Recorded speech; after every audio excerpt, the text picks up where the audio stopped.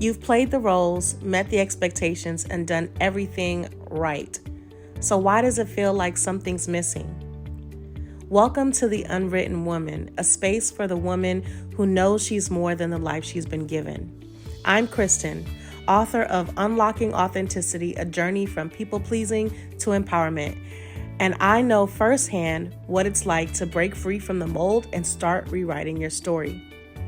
Here, we have real conversations about unlearning, unbecoming, and stepping into the fullness of who you are on your own terms. So grab your favorite drink, get comfortable, and let's dive in. Before we jump into today's episode, I want to let you know that you may notice a slight difference in the video and audio quality. I had to record this in a different location, so things just aren't as crisp as usual. I really appreciate your grace, and I promise the conversation is worth sticking around for. So let's dive in. Welcome back to another episode of The Unwritten Woman. I'm your host, Kristen, and I am also the author of Unlocking Authenticity, a journey from people pleasing to empowerment. And over the last several weeks, if you've been on this journey with us, we have been talking about healing our traumas, unlocking the box, getting rid of the thing that has really held us down and caused triggers for us. And now we're getting into the phase where we talk about what it looks like to step away from living a performative life. With that said, I have a wonderful guest here. This is my sister. She definitely holds a special place in my heart because of that, but also because she has actually been on this journey with me, right? And so we're really going to have mostly just a discussion. Of course, at the end of this, as you always, we're going to have some reflection questions for you. We definitely encourage you to do that work, right? We have our journals on the side because we've already done it, but grab your journal, grab your favorite drink, and let's dive in. All right. So, I want to give you a moment to just introduce yourself to the people. I know you, but they don't. So, Yeah. take a moment to introduce yourself. Okay, so my name is Stephanie. I'm also known as Sarayah Michelle on social media platforms. I work with postpartum moms, first in helping them to acknowledge that they could possibly be going through postpartum depression, and then also helping them with tools and resources to help them navigate through that season of life. So, Stephanie, as part of that introduction, I want to take it a step further and I want to ask you to share with the folks, how did you get into supporting mothers dealing with postpartum depression? Well, I am a wife and mother to three gorgeous children, if I do say so myself. They Gorgeous. really are. So, yes, yeah, I am a mom. And with my first two daughters, I did deal with postpartum depression myself. Now, I do have a 3-month-old son. And this time around, I don't cross my fingers, but I do not expect that I will deal with it again because I have worked through those, Triggers, maybe? yes, those triggers, and I have created certain tactics that now come naturally to me, um, regardless of whether I have a break or not. Because with three kids, it's very difficult to find time to take a break. As you saw today, it was rough. It was rough. There were no breaks. Yeah. So, Yeah. um, really just finding time to just having those tactics where in the middle of like feeling super anxious and overstimulated, what do you do in those moments? And I've worked through those moments pretty well, I would say, at this point. I would say I agree. And I think one thing that you all will notice is that I think both of us, as when we're dealing with stuff, we are always looking for ways to help others through the things that we've experienced, right? And so I am proud of that for myself, but I'm also proud of that for my sister because she took the experience that she had in dealing with postpartum depression and she turned it around and said, okay, I know I'm not the only person dealing with this.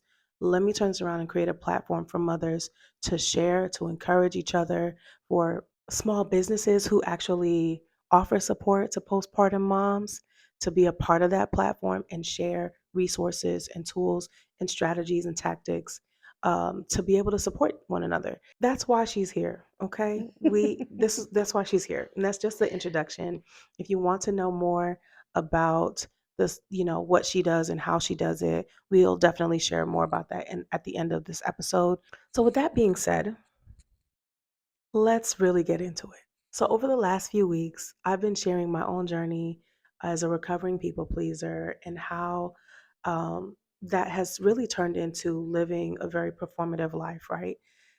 One of the things that I learned along the way on my healing journey and my journey to discovering who I really am and living a more authentic and empowered life is addressing the lack of boundaries in my life. And I think a lack of boundaries affects people pleasers, but I think it also affects moms that may be going through postpartum depression, right? I think a lot of times I'll say for myself as a people pleaser, recognizing that I wasn't giving myself space to say no when I wanted to say no. I wasn't giving myself space to really pour back into myself and really just focus on my priorities and prioritizing myself over, making everybody around me happy. And so I want to ask you, can you maybe talk to us a little bit about how maybe setting boundaries in your own life helped you on your journey? Okay, so first of all, I want to say that the fact that I did not have boundaries and the fact that I was a people pleaser extremely affected how deeply I went through postpartum depression. Okay. I mean, just as an example, like I could say something and somehow, like, if I feel like I didn't say it the right way, or if it just didn't sit right with the person, or if the person misunderstood what I meant, like, it would immediately be this huge cloud of guilt. It was more than just people pleasing, because it was more than I wanted people to feel happy. It was really that I just felt guilty all the time about everything. And I'm sure for moms out there, y'all understand what I'm saying. That mom guilt is very, very heavy. And I don't really know how to explain it unless you actually know what I'm talking about, because it's like you feel like you have to be this perfect thing for your perfect children. Like, you, of course, everybody feels like their kids are, everybody thinks the world of their kids, you know? But I think my problem was not only wanting to be people pleaser for those that were outside of my circle, but also for those that are with it, my closest, um, including my kids. Like, I really thought that my daughter was too good for me when I went through it the Mm. first time. Mm-hmm. So, because I thought that she was too good for me, it was just like, oh, I need to do everything. And then, like, of course, I couldn't measure up, because that's perfection. You're not going to be perfect. Mm-hmm. Your children are not going to be perfect. And then, if you put that pressure on yourself, you then start to put that pressure on your children as well, Mm-hmm. which I've caught myself doing as well. So it's just a whole entire, like, snowball effect. Mm-hmm. And it's more than just people pleasing, because people pleasing is a huge factor when it comes to postpartum depression, but somehow it It becomes more than becomes that. so much deeper, especially because postpartum depression is hormonal. So, like, your reaction to things are not normal reactions. Like, it could be, like I said, I say something and I feel like somebody may have misunderstood me, and then I start to feel super guilty.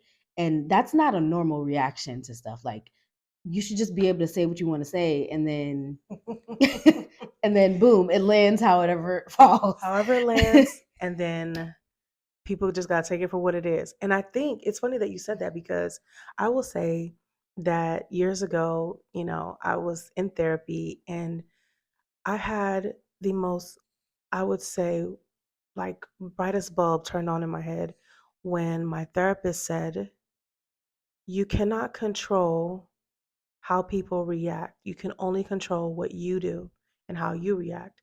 And so if you Mm. say what needs to be said, how people receive it and how they react to it is not your business.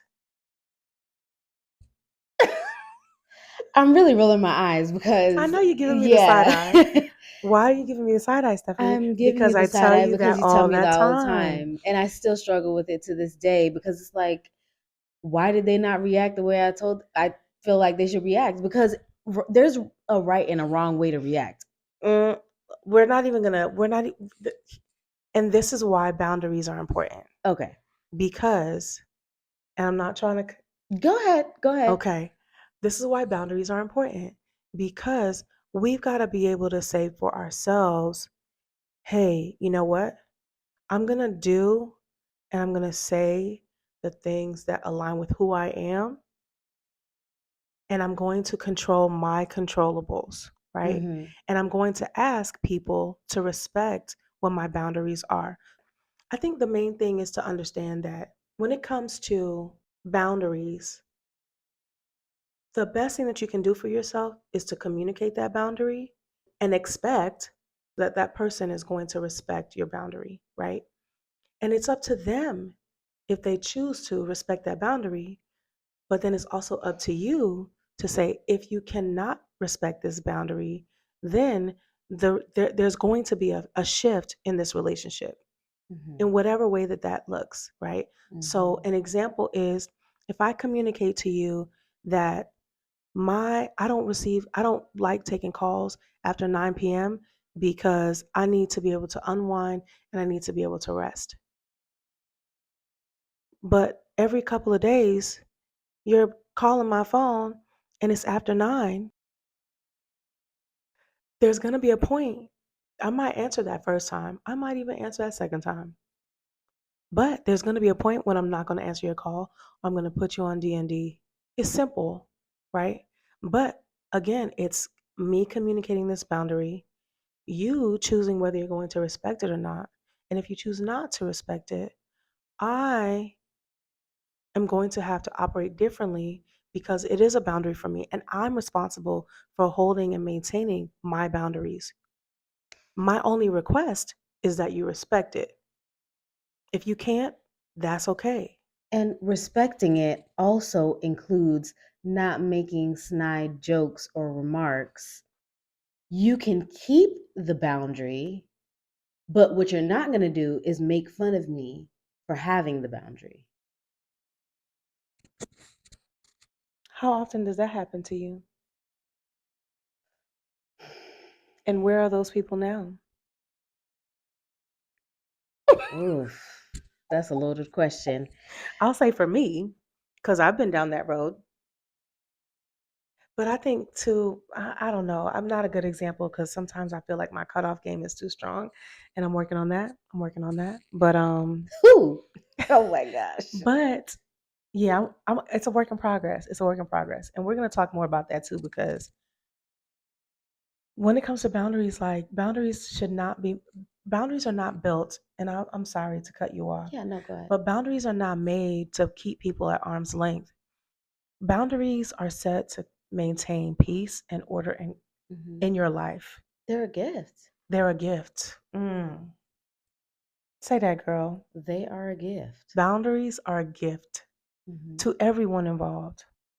Boundaries help to maintain the relationship in a cohesive manner, I would say. Cohesive It's manner. very cohesive because it's just like, hey, look, this is the line. And as long as we all stay in our respective places, I stay in my lane, you stay in your lane, it's okay. There's nothing wrong. Like, it's between us. You stay in your auntie role, I stay in my mom role. And it works out well because your role complements my role at times. Last Mm-hmm. night, you were on the phone with my daughter Mm-hmm. helping her pack, I sure you know? was. And that's an auntie role. But then I still had to come in and be like, look, hey, I know y'all agreed on this, but no. This don't look good. Yeah, this isn't right. This isn't going to work. And so I'm just telling you now, Take that no. out that Yeah, suitcase. because I am your mom. Yeah. Okay? Yeah. So it's just like that. And I know that that's not going to offend you as her Mm-hmm. aunt. It just is a boundary, just like, hey, y'all work together. Thank you so much because that helps me a lot. I didn't have to walk through that with her, but I had to go back and check and be like, hey, wait. She told me about that actually. She Yeah, was like, my mommy said those shoes don't match. So I said, did you bring them? Nope. Okay. no. Okay. That's fine. She That's did fine. not bring That's fine. So them. let's talk about this. We recognize what boundaries can do for us, right? But where do they come from? How do you build boundaries? So to me, I've always felt like in order for me to have the boundaries that I need in my life, I have to know who I am. Right? I have to know what are the things that are important to me, what are the things that I value in my life, because that's what's going to tell me, that's what's going to help me to identify what boundaries I really need to set in a healthy way. Because, like I told her, what she knows and what I've just shared with you is that sometimes my I can just cut somebody off and then I call that a boundary, and that's not a boundary. That's an unhealthy boundary. But what we're talking about are actual healthy boundaries, right? And healthy boundaries are rooted in self knowledge. So I have a question for you. What has self discovery looked like for you? Okay. Self discovery looked like for me realizing that I did not know at all who I was. And not only that, but that I didn't like who I had become. And so admitting that was the first step. Okay.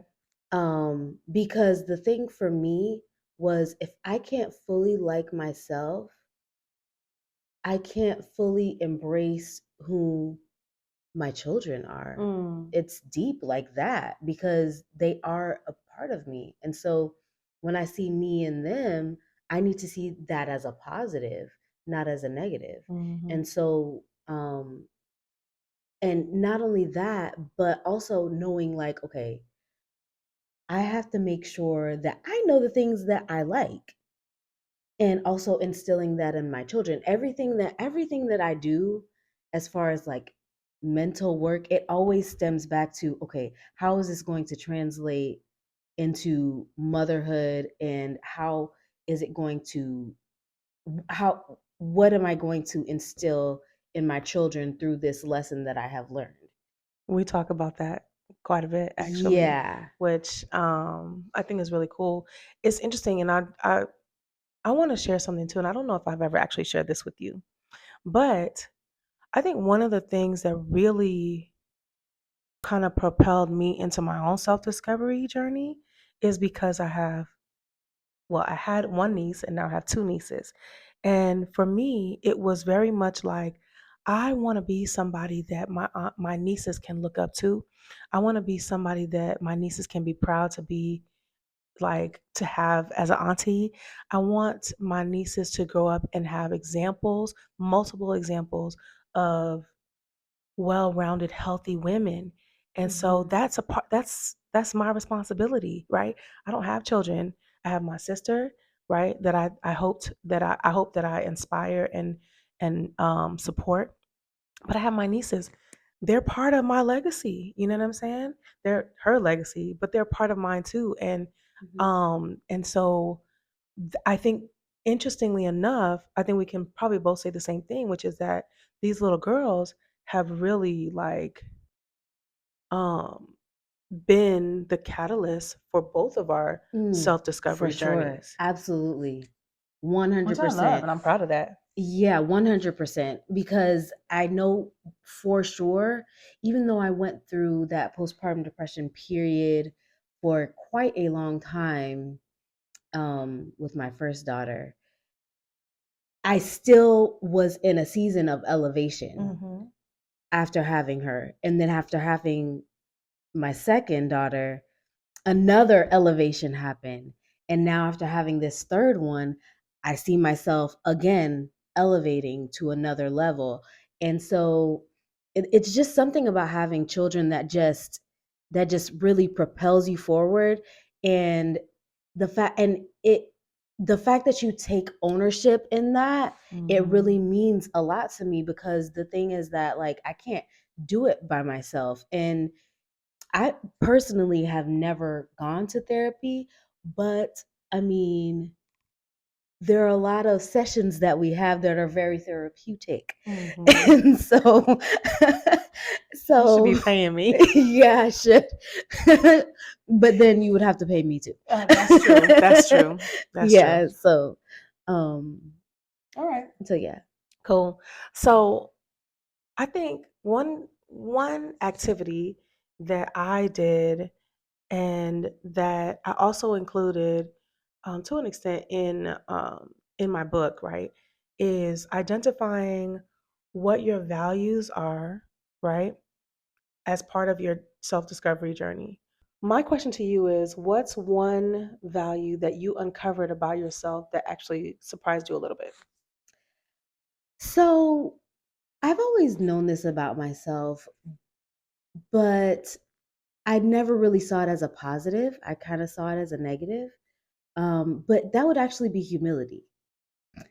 And I say that I used to think of it as a negative, because when you think of humility, you think of yourself as lower than others. And that's not necessarily true. Um, for me, I believe that my life and the people that I surround, I see myself in an act of service toward others, especially those that are within my close circle. So the thing is that can easily turn into becoming a people pleaser.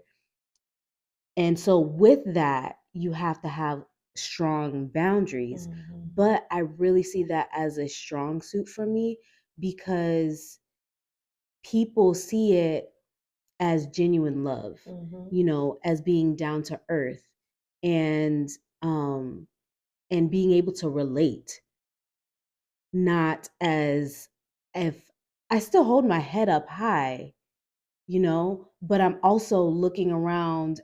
My mother-in-law gave me this example. You hold your head up high, but you still keep your head straight so that you can see the ones that are around you. Mm-hmm. You don't look up, but you don't look down either. Mm-hmm. You keep your head level, because you want to make sure people know that you see yourself for who you are, but you also see others for who they are Mm-hmm. as well. And so I think finding that balance with humility was what surprised me. I love that. And we don't even have to say nothing more about it. I think that was perfect.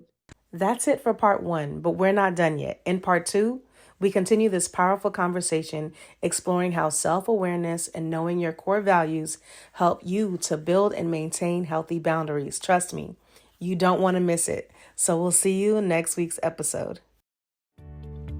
If today's episode spoke to you, don't keep it to yourself. Let's keep this conversation going. Subscribe so you don't miss what's coming next. And if something in this episode made you think, feel, or reflect, I want to hear about it. Drop a comment, send me a DM, or even share this episode with someone who needs to hear it. And who knows, your comment or question might just inspire a future episode. Because this space isn't just about me, it's about us rewriting our stories together. So let me know, what's on your mind? What part of your life feels unwritten? I can't wait to hear from you.